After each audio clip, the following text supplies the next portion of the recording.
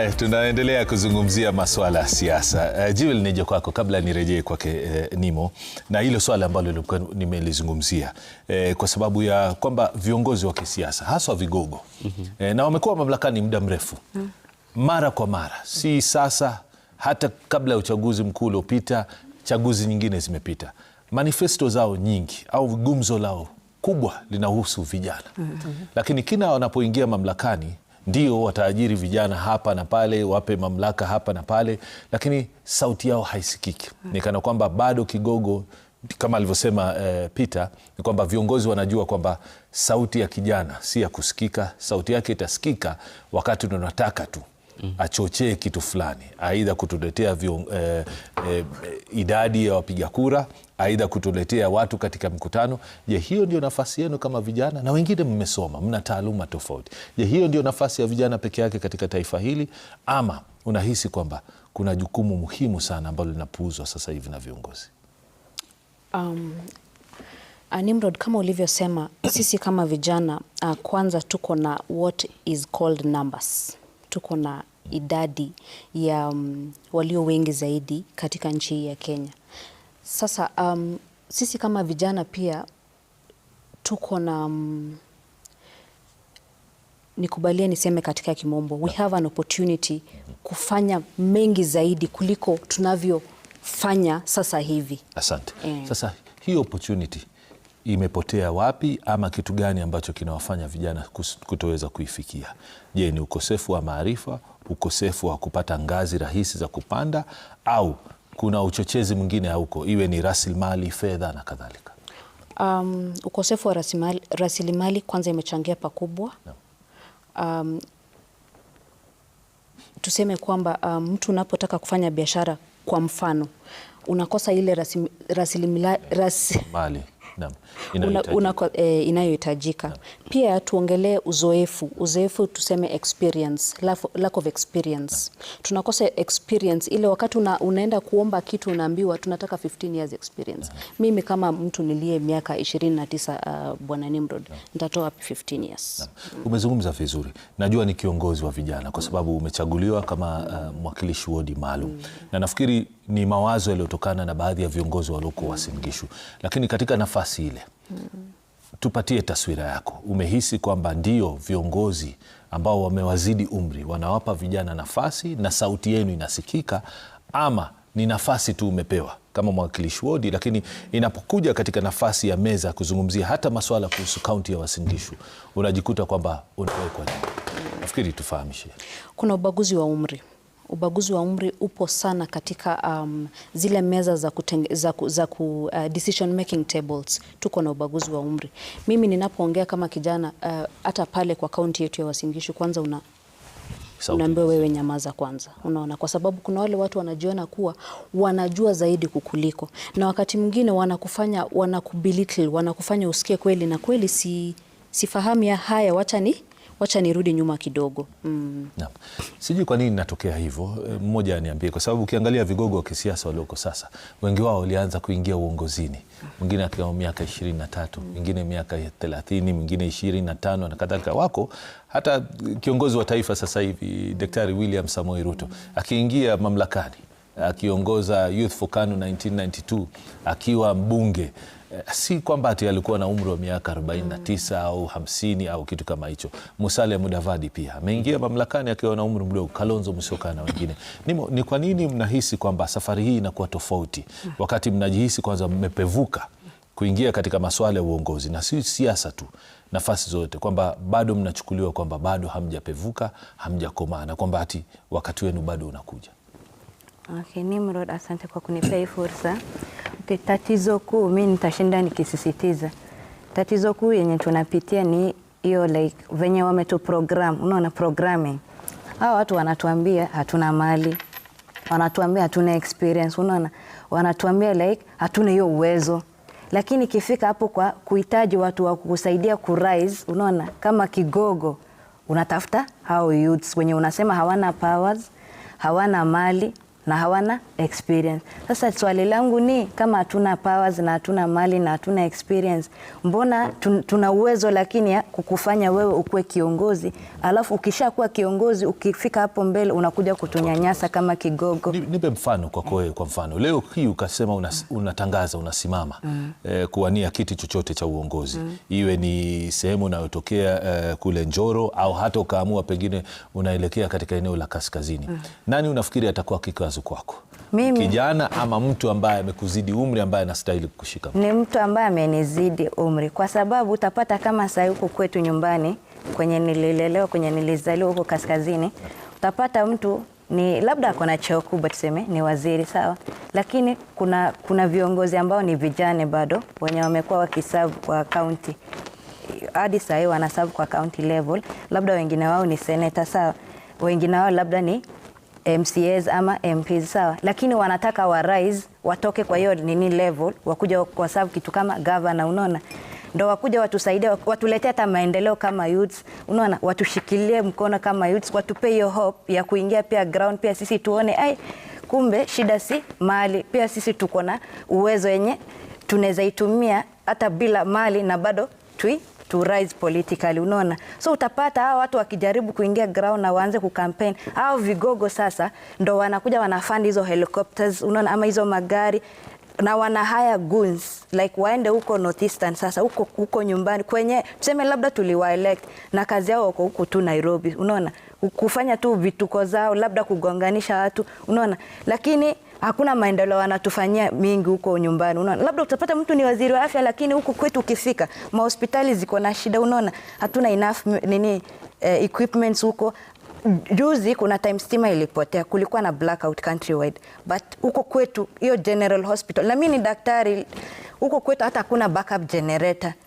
Sasa nikuulize, patients wenye wako pale ICU watasurvive aje, unaona? Lakini tukipata mtu tunataka atuletee mabadiliko, pia utapata ni the same guy anakuja kumpiga vita, anagonganisha hao youths in terms of, unaona, ile tuseme huyu ni sijui uko fulani, huyu sijui ni wa tribe gani, anagonganisha youths. Hao youths wenyewe bado labda anaenda kuwa supply mihadarati, unaona, like anafanya biashara labda ya mihadarati. So sasa ukipewa hao youths mihadarati, uwape pesa za gunism, alafu wenye wako wanajieza like wako stable financial na wanataka kusimama na tunawapush kidogo, unatugonganisha nao juu ya jamii ama uko fulani. Sasa unataka tuelekea wapi kama youths? Tutawahi kuwa na maendeleo kama youths? Tutawahi fika mbali kweli kama youths? Hatuwezi. Itakuwa vigumu. Itakuwa vigumu. Dorothy, nije kwako wewe. Katika masuala ya uongozi, hata katika vyama vya kisiasa, mara nyingi utakuta kwamba vijana wanajitokeza. Sio kwamba hawana nafasi, wanajitokeza, wana ari ya kupewa nafasi hata katika vyama vya kisiasa. Lakini hapo ndio tatizo liko. Utakuta kwamba bado kuna vigogo ambao wanawakandamiza na kuwashurutisha wasipewe nafasi za uongozi. Pili, zungumzia swala hili kwamba wakati wa maandamano ya Gen Z ndio wakati ambapo tumeona mwamko mpya kuhusu vijana katika taifa hili kwa mara ya kwanza.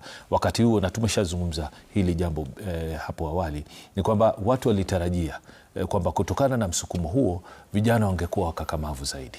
Kwa bahati mbaya au pengine nzuri kwao ni kwamba wengi wa wale walikuwa mstari wa mbele kutetea shughuli ambazo pengine zilikuwa zinawakera wakati huo, sasa hivi si wenye kupaza sauti kama hapo awali. Unahisi kuna tofauti ya mawazo wakati mnaposikika, halafu mnapojulikana mnaingizwa katika nafasi za uongozi, halafu mnakuja kusahau yale mabaya yanayotokea? Kwa sababu nauliza hivyo kwa sababu gani? Ingekuwa wale viongozi ambao wameshirikishwa sasa hivi katika muungano wa serikali ni wenye kutetea maslahi ya vijana, sidhani tungewaona vijana barabarani ama kwenye mikutano ya kisiasa wakizua vurugu. Nafikiri pengine mawazo yangekuwa tofauti. Je, hata wale viongozi wanaoendesha vuguvugu wameshindwa pia kimawazo wanapoingia katika nafasi za uongozi ama namna gani? Kwa sababu naona pia mchango wao ukidhoofisha masuala ya vijana. Nimrod, wacha niseme vijana wanapaswa kuingia, unaona vile vyama vya kisiasa, vijana wanapaswa kuingia na kuregister kukuwa members kwa vile vyama vya kisiasa, and not in small numbers, because numbers wako nazo. Wanapaswa uingie in large numbers such that ikifika wakati wa voting wakue sauti yao inaweza kusikika kutoka pale ndani, maanake wanakuwa wako na numbers. Shida ni kwamba vijana wale wanaingia pale ni wachache. kiasi ya kwamba sauti zao zinazimwa, unaona. Lakini watakapojitokezea, watakapokuwa wengi, saizi kwa mfano kama saizi tuko na vijana zaidi ya 18 million, about 18 million in Kenya who are wenye ambao wako katika ile bracket ya kupiga kura in between 18 and 35, unaona. Lakini wale ambao wamejisajili ni almost 8.9 million. Kuna hao wengine wote ambao bado hawajajisajili, bado hawajaingia kwa ile nafasi, lakini huku tutakuwa bado tuko tayari kupiga kelele na kusema hatusikizwi. Je, tunachukua aje hii nafasi? Tunaingiaje hapa ambako tunaweza kusikika? Tuwacha uingie huku ndani, mwamko uanze na huku ndani, kwamba mnaweza kusikika, mnaweza kuwa wengi na mnaweza actually making decisions that matter for you people. Yes, kwangu mimi nitasema hivyo. Tuzungumzie sauti ya wale vijana ambao ni wazuri katika kuendesha vuguvugu, lakini pindi tu vuguvugu linapokamilika na pengine wanapopewa nafasi za kuwa katika uongozi, hata katika serikali hii. Maana naamini kuna wale ambao waliongoza maandamano ya Gen Z ambao sasa hivi wanafanya kazi kwa ushirikiano na serikali. Na sisemi kwamba ni vibaya, sababu taifa hili ni la kila mtu. Lakini sauti yao ilikuwa ni isikike ndani ya serikali kumtetea kijana wa kawaida. Je, unahisi wanafanya hivyo au la? Hawafanyi hivyo, si wote wanaofanya hivyo. Na kwangu nitasema ile nafasi unapoipata kama kijana imekuwa tuseme ni mlango kwako umefunguka. Tumia ile nafasi kuwezesha vijana wengine waweze kusikika. Itakuwa katika hiyo hali ndio ambapo mnafanya wale vigogo wa siasa wajue kwamba hata kama vijana kuna miundo mpya ambayo mnakuja nayo, kuna innovation ambazo vijana wanakuja nayo, na kuna jinsi vile mambo yanaweza fanywa tofauti vijana wakiweza kubebwa. Dorothy, unajua wakati nimeuliza swali hilo na pengine Peter atanichangia zaidi, ni kwa sababu hata katika kuwezesha huwaoni vijana wenyewe. Tuseme ukweli tu, katika mikutano ya kuwezesha, na naamini kwamba mingi inafanywa na serikali, kwa sababu serikali ndio imechaguliwa kwa siku kuwasaidia wananchi. Katika mikutano ya kuwezesha vijana, kutoa bodaboda, kuwapa kina mama pembejeo kama ni nini na nini, si vijana, utakuta ni vigogo wa kisiasa wale tu, na wengi tunawajua. Sasa kwa nini vijana hawaonekani kuwa mstari wa mbele, ionekane kwamba ndio hawa vijana wana ari ya kuwasaidia wenzao? Pengine nimpe nafasi Peter naweze kuchangia. Ulisema vizuri sana. Viongozi wengi ambao tuko nao sasa hivi, ambao sasa hivi ni wazee, walianza wakiwa vijana katika siasa. Walijitosa, wakaenda kampeni, wakaongea na watu na wakaweza kukua viongozi. Na wengine pengine hata sio kwamba walijitokeza. Wengine ilikuwa nafasi za pengine baba zao. Walikuwa kwenye siasa, wakawasukuma, au baba zao wakaondoka, wakaenda mbele za haki, wao wakapata nafasi rahisi. Kweli. Kuna wengine yani tunaona walikuwa viongozi katika shule, walianzia huko katika university kama University of Nairobi. Unapata hata waliweza wakafanya mabadiliko mengi sana wakati walipokuwa viongozi pale. Na polepole tumekuwa tukiona yani viongozi wakijitokeza hata vijana katika hata hivi vyama. Na kuna wakati tunasema ndio vijana washikwe mkono, vijana wafanye nini. Na wakati wa Gen Z protest ya 2024 tuliona ya kwamba vijana walijitokeza, kumaanisha ya kwamba inawezekana vijana waje pamoja, walete mabadiliko na waongee na sauti moja. Lakini pia ukaona vigogo nao waliona, wakaona hapa ili tusambaratishe haya, waja tuchukue hawa, huyu tumuingize ndani, ataweza kunyamaza. Na wale wakaingia wakanyamaza. Unapata serikali itakuja itatuambia tujiajiri, na utajiajiri aje? Hakuna opportunities zile ambazo serikali ambayo imetupa. Kuna sehemu nyingi sana tunaweza tukaangalia vijana na vile vijana wanaweza wakaleta uongozi, lakini for vijana wafanye hivyo lazima kuwe na zile opportunities pale, na serikali ina kazi ya kuleta zile opportunities. Mesikiza mwenzangu pale akisema kwamba hatuna experience, lakini nakuhakikishia hii miaka 5 ya Ruto, kila mtu hapa kijana amepata 40 years experience. Kutoka Ebola, tumepitia Ebola, kidogo kidogo tumepitia protest, tumeuliwa pale na Gen Z, kidogo kidogo haifanyi, tumerudi kwa miti ni shamba, sasa ndio tunatumia. Tumepata ile experience tayari. Kwa hivyo sisi tuko tayari kuwa viongozi wa nchi hii na tubadilishe mambo yetu. Sisi kama vijana ndio tunaelewa shida zetu. Na si vibaya kama nyie vijana mkiwa hapa, si vibaya kuwa na maono tofauti. Ndiyo. Sababu huo ndio utu, huo ndio ubinadamu. Lakini tunakubaliana kwa kutofautiana saa nyingine. Sasa hili swali la kwamba tunaweza kufika mahali tutofautiane kiasi kwamba niko radhi aidha nikurushie jiwe, niko radhi nikurushie panga, nikukate ama nikudhuru. Hapo ndio naona kuna tatizo kubwa, kwa sababu kama ninavyoona hapa hata leo mtu akawachochea kutukanana, hamtafanya hivyo. Sasa wale waloko wanaotutazama, mbona inakuwa rahisi? Ni kwa sababu wanahisi kwamba kuna wale wana nafasi na kuna wale hawana nafasi kabisa. Na unapata hizi zinaitwa the last kicks of a dying horse. Hii serikali imeona kwamba imeshindwa kuweza kutawala nchi hii. Kwa hivyo kile inachokifanya ni nini? Inaangalia zile rali za upinzani, inataka izisambaratishe, iziharibu, inawatuma vijana pale, inawalipa ili waharibu. Tuliona hata wakati wa maandamano, serikali hii pia inalipa wahuni, wanatembea pale pamoja na polisi. Tulipokuwa pale Olkalao, kwa sababu Olkalao ilitusaidia sana tuweze kuelewa dynamic ya siasa ilivyobadilika.